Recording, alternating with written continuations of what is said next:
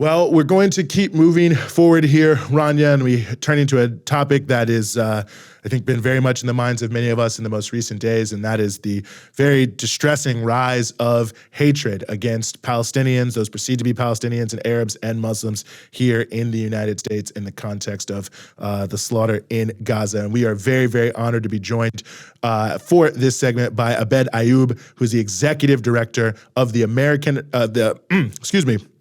Arab American Anti-Discrimination Committee. Abed, thank you so much for being with us. Thank you. Thank you for having me on. Well, it's an honor to have you here with us. And I guess I was just hoping to ask you first. I mean, obviously, the shooting of these 3 young students in Vermont, I think, has just been something that's captured all of us. But I wanted to start maybe by taking one step back. I mean, what have we really seen since October 7th in terms of increases or spikes in terms of discrimination against those that people perceive to be Arab Americans? You know, it's been we have seen a drastic rise and an increase, but I want to say the numbers don't tell the full story, right? And I know we've had a lot of comparisons with post 9/11 and what we're seeing now. The main difference is in the types of attacks and the types of incidents that are targeting the community. Post 9/11, you had your regular, run-of-the-mill discrimination or somebody being harassed at a supermarket or being bullied at school, and we're not minimizing those, but these are the types of things we saw in the community with the hate crimes. This time around, it's sophisticated and it's very planned. So the attacks against the community didn't just happen, organically. As there was a switch that turned on that began with trying to silence, doctors, attorneys, and professionals by going after them at the workplace, reaching out their employers to make an example out of them. So if they can make an example out of these professionals, get them fired. They wanted to, again, silence the community, put fear in the community, and then couple that with the language that was being used, the dehumanizing language that was being used, is still being used by a lot of the elected officials, including the president, during the early days of October, and the attack on our student groups. So we were getting and still getting hit in every direction. Yes, we can give you the numbers. There's been thousands of intakes between the major Palestinian, Arab, and Muslim organizations that we've counted. There's been hundreds of our community members that have been fired. But the way these happen and the way they're happening is very problematic. And all of that culminates with the general public, the people that are watching all of this happening, dehumanizing us, thinking it's okay to speak this way or it's okay to hate Arabs, to hate Palestinians. That's why you have a 6-year-old in Chicago that was stabbed and killed, and his mother was also stabbed. That's why you have 3 Palestinian students, in Vermont who were shot, because the language and the climate is bad, and contributing to that is the way these attacks and the way these have been planned against us. Abed, you've been working on this sort of thing for a very long time, and this does seem quite unprecedented. I mean, I'm not in the States, but just from what I've seen from abroad, it's quite shocking to witness some of the open displays of racism. But it's not just, I mean, you're mentioning that this is coming from somewhere, right? Like, obviously people are being incited because Arabs and Palestinians and Muslims are being dehumanized in the media, as well as by officials. I mean, I think it was really shocking to all of us to see this gentleman who in New York City was repeatedly going and harassing this cart vendor, knowing he was being videotaped, and just openly calling for more deaths of Palestinian children, saying that at that point 4,000 hadn't been enough. And it turned out he had worked for the State Department.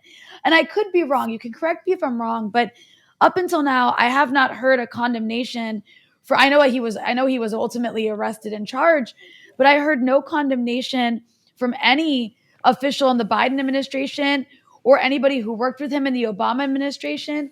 I mean, this wasn't just some middleman. This was somebody who was in charge of the Israeli-Palestinian file in the State Department at one point, I believe under Obama. He had won several awards at the State Department.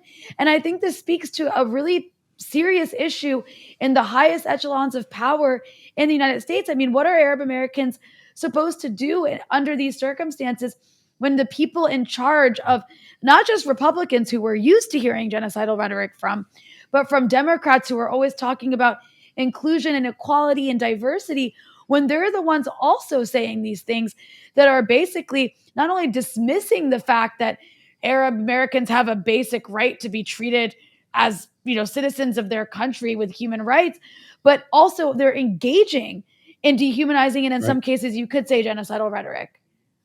You're right. You're absolutely right. There's been no condemnation from the State Department, the Obama administration, or anybody that we've heard of come out against this guy. And an important point you touch on: this is not only from the Republican Party or conservatives. This is the hate is coming from it's bipartisan hate. We're calling it, like, it's coming from all directions. It's not isolated to like one geographical area. You're seeing it happen in New York. You're seeing it happen in the South and in other parts of the country. So it is, again, it's not an isolated thing. And it's not, we are seeing it coming from Democrats that are contributing to this, and coming from, progressives and liberals that aren't really, willing to stand up with Palestinians, willing to stand up with Arabs, and are contributing to the rhetoric. The issue we had within a week or two, we immediately felt, actually sooner than a week, like we felt abandoned, where a lot of the allies that were marching in 2017 with, going to the airports, and a lot of these larger, organizations based out here in DC that were ready to stand with the Muslim community, with the Arab community, they were nowhere to be found. They were silent and would not return phone calls, would not engage, even though we warned them about the impeding hate crimes.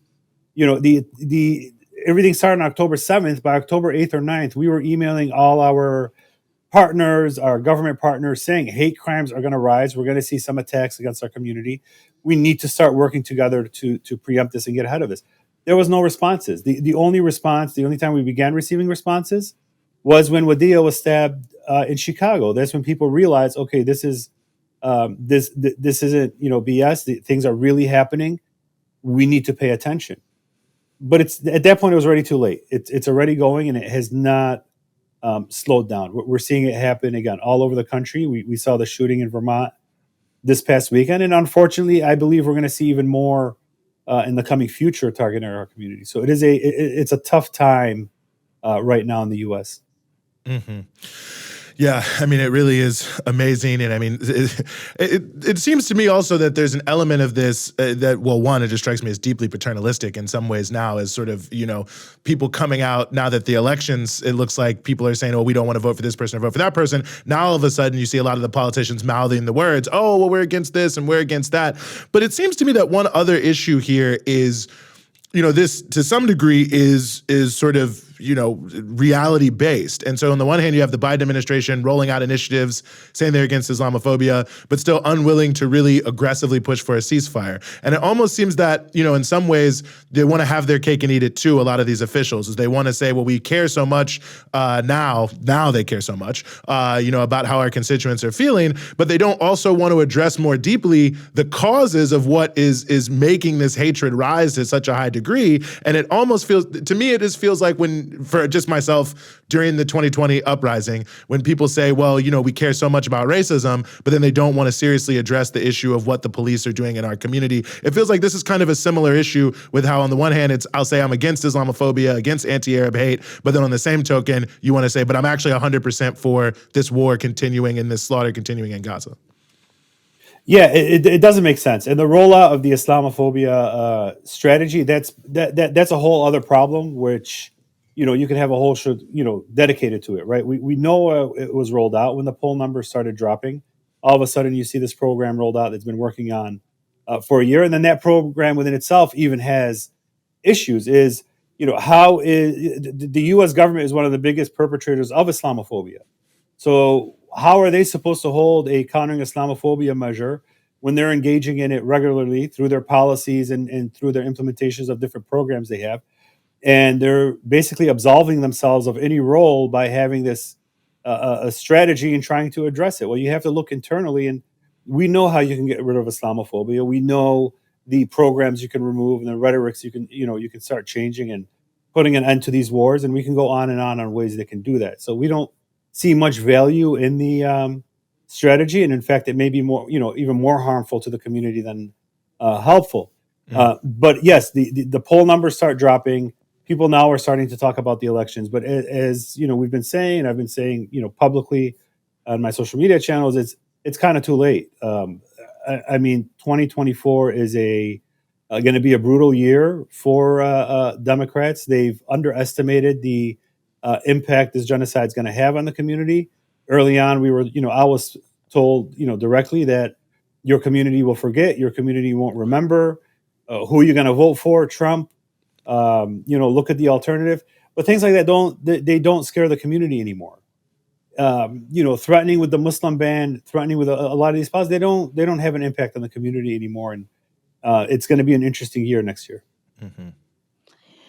I'm curious when we talk about the sort of anti-Arab hate that we're seeing. I mean, I think it's obviously a scale, right? So like on one side, you have the actual violent attacks against people. In this case, the 3 students who were shot in Vermont, the child that was stabbed in Chicago. These are like the very sort of serious sorts of hate crimes that you see get reported on. There's a lot that doesn't get reported on. Just to throw out an example, like I have a relative who, like, this isn't a hate crime, but it's just the harassment that people are dealing with. He's like a 13-year-old and he got called a terrorist by some white kids at school because he was trying to add some nuance to the conversation about what's happening in Palestine. So it's like, there's that, all the way to actual violence. So I'm just curious if you could, and then you mentioned firings, people being fired for just expressing support for Palestine. I'm curious if you can maybe break down a bit of the kinds of things that you're hearing that is being reported for the sort of anti-Arab harassment, bigotry, hate, violence that people in the Arab American community are dealing with right now. Sure, and thank you. That was a good, kind of rundown and explanation that there are things that are not reported, things that don't make the headlines, and this is what we hear, and we hear, these examples daily. You have first on the college campuses the doxing of the students, the silencing of our student groups. You have a lot of students that are being pressured into redacting statements, taking posts down, and most times, the students don't want to deal with the headache, or they don't want to deal with, going through a process. They cave in. But that's been starting to change over the past few weeks. A lot of students are starting to fight back. They're starting to understand their rights, and they're starting to understand they can't be silenced. That's a good thing. The most troubling are the things that are happening in elementary schools and in high schools across the country on a very regular basis. And it's not from other students. Most of the times it's from other teachers. There's a local school district out here in the DC area where, teachers have made clearly anti-Arab, anti-Palestinian comments, but there's no reprimand. They're not held responsible for it, and the administration does anything they can to keep it quiet and maybe issue an apology directly to the students, but won't address it publicly. Then in the workplace, you have again the targeting of employees, the firing of employees, people getting laid off. That is happening, often, or people being threatened. If you don't take this post on, you're going to be fired. It's just continuous. None of these are, they don't rise to the level like, wow, this is such crazy facts. They're all very similar in how they play out because it's very coordinated. It is very sophisticated. There is a game plan for this. It's well funded. It's all tied into, again, silencing us, identifying who we are, identifying who speaks up, going on LinkedIn, emailing their HR bosses or their direct supervisors, and then it just starts going from there. And it is happening daily, and it's going to continue happening.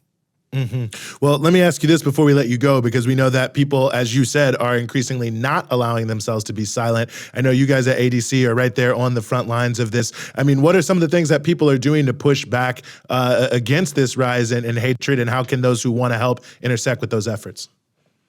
Absolutely. The one thing we're doing, what we're starting to do is we have to be aggressive. We have to go on the offensive. That's why we've made a commitment to, hold those accountable, not, that are perpetrating the hate, not only through criminal charges, but we're going to start pursuing civil actions. We have a number of lawsuits that are lined up.